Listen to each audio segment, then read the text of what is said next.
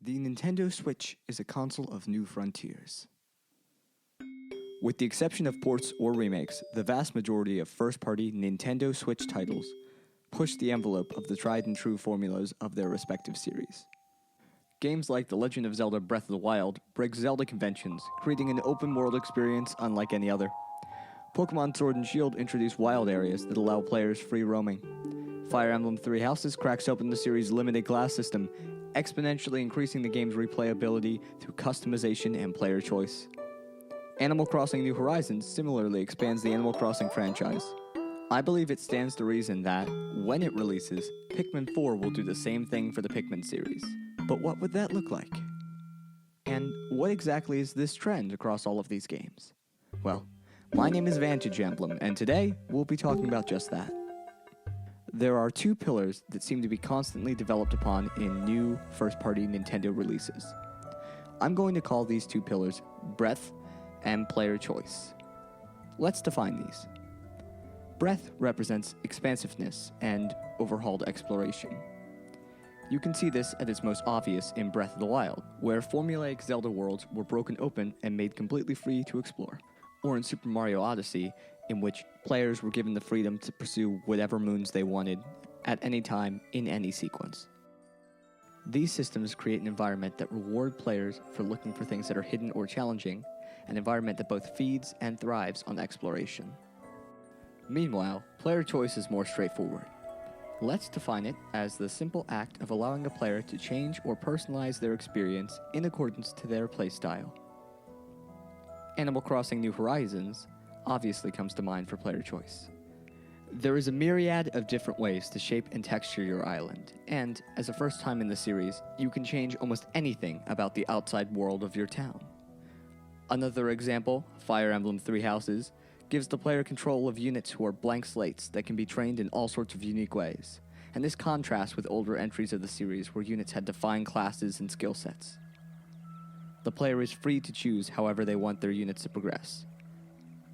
As you can probably guess, there are many, many more examples of these two pillars being the focus of development for modern Nintendo. Smash Bros. Ultimate, for example, clearly shows breadth. Though there is not a large world to explore in the same way as Breath of the Wild, there's plenty of fighters to explore and discover, and the new Spirits mode is filled to the brim with player choice. Mario Maker 2 provided even more ways for players to customize their experience with all new themes and items. Paper Mario Origami King saw a return to form for Paper Mario with a focus on exploration and puzzle solving, much of this stemming from the connection of overland areas, like in previous entries. Some of the better sections of the game were focused on free exploration in an open area, in particular the yellow and purple streamer sections in which you had access to unique movement options that made traversal fun and exploration really interesting. It seems clear that these elements are an important part of the current design language at Nintendo, and it seems to shape many of their up-and-coming games alongside their recent releases. Assuming that this is the case, what does this mean for the Pikmin series? To figure that out, let's take a look at what Pikmin already does, and what directions it could go to develop based on these two pillars. First, let's start with exploration. Pikmin is already a game about exploration. Many players can tell you about their experiences first exploring the distant planet of PNF 404. For me, I distinctly remember the first time exploring the world in Pikmin 3. It's a magical and enchanting experience to see it all for the first time. But that's the issue. You can only play a game blind once. Once you see all that there is to see, you can't easily unsee it, especially if it leaves a lasting impact in the way that Pikmin games tend to do. Thus, to boost the already explorative nature of the Pikmin series, I believe that there are 3 steps that are likely to be taken in Pikmin 4. The first and most likely step would be having more story content. It's kinda simple. If there's more to explore, more time will be spent exploring. Imagine the story mode double the size of Pikmin 3, with over 120 fruit to collect and more areas to investigate. The depth would have been staggering. Pikmin 3 is a universally beloved game, but one of its most major criticisms is its length. Pikmin 4 could easily expand on this. The second step that could be taken to evolve the series based on the design language of modern Nintendo is to combine all of the game's various areas into one big expansive area. Now, at a glance, that seems impossible, especially given Pikmin's notorious day cycle. But that's just it. The key is to work within that cycle, not to abandon it. Perhaps a player, as they explore one large area, could find various different landing zones in that area. At the dawn of a new day, they could choose to land at any of these landing sites that they had discovered. From this new base of operations, they can spread out in any direction. However, the day cycle only lets them explore so far before nightfall.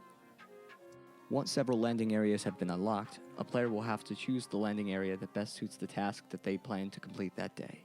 I recently tried out a work-in-progress game called Pikmin, which is a Pikmin-like game that implemented a similar system. I'll link the game in the description below, but the point is, it's a completely plausible way of doing things, and it would give the devs room to create a large, flowing, fluid area full of fun things to find. Though Pikmin's system is very simple, like all things with the game, its overall lack of complexity adds to the elegance and overall plausibility of its integration with the gameplay of the core Pikmin series. The third step in improving exploration in Pikmin 4 that I think we are likely to see is providing variability in areas that have already been explored. Now, I will admit this is the hardest change to effectively implement, but it's definitely possible. In fact, we've already seen a bit of a light version of this system in previous Pikmin games. In past entries, new enemies appear as days progress, with a boss appearing outside of your landing site during the later days of Pikmin 2. In Pikmin 3, after a story event happens, a new region of an earlier area opens up. Perhaps we might see the system expanded upon in Pikmin 4. We have already seen rainy weather in Pikmin 3. Maybe it could change the water level. Or perhaps a group of roving bullbears could make their way into an area hungry for Pikmin. Perhaps we could see even a season cycle, where textures and enemies change every 30 days. I'll admit, some of this is going a little overboard, but the idea still stands. Any new stimulus that can make an old area fresh and interesting is good, and it most certainly would add to the exploration. If a new boss appeared in an old landing site, of course the player would want to go back and look for it. A system like this could spice up repeat playthroughs, drastically upping the replay value of the game. For Pikmin, which is designed to be replayed over and over again, this would quite literally be a game changer. No one is denying that Pikmin's areas are already beautiful, especially when you first explore them. But being able to see these areas change over time, or change per playthrough, perhaps with a bit of randomization, would be incredible, and it would only add to the beauty and only serve to make them feel more living. To sum up, we could very easily see expanded exploration through increased story mode quantity, a unified area with many landing zones, and increased variability in the places we've already seen. Let's move on. How about player choice? At a glance, it seems much more difficult for a series like Pikmin. However, I think the answer is, in the end, very straightforward. It, like many other things in Pikmin, comes down to color and number. Over time in a Pikmin game, the player will discover new types of Pikmin and new Pikmin onions. In Pikmin 1, there were only 3 slots for onions to land, 1 for each onion. In Pikmin 2, additional Pikmin types were stored in your main ship, and there were still 3 slots for onions. In Pikmin 3, all of your 5 onions joined into 1 onion and only took up 1 landing slot after they joined. A simple way to add player choice to Pikmin would be through this already established landing site system. Each landing site could perhaps field only a certain number of onions. The first landing site may field only 3, and after you discover 3 onions, you could land all of them there at once. But if you discover a 4th onion, perhaps at the newly discovered landing site, but you want to return to that first landing site with only 3 onion slots, you would have to choose which of your onions to field. This system, which is reminiscent of other RTSs such as Bad North or StarCraft 2, would encourage much more pre-planning before a day, while also encouraging greater exploration, as there would be a drive to find more landing sites with more onion slots. Now, assume for a moment that every previous Pikmin species in the series returns, and assume that all of them, except perhaps Bulbmin, have their own onions. If that's the final roster for Pikmin 4, that leaves us with 7 onions total. Assume now that we get at least 1 new Pikmin species, and I'm willing to wager that we'd likely get 2, as new Pikmin species are very integral to the marketing of Pikmin games. That leaves us with about 8 or 9 onions.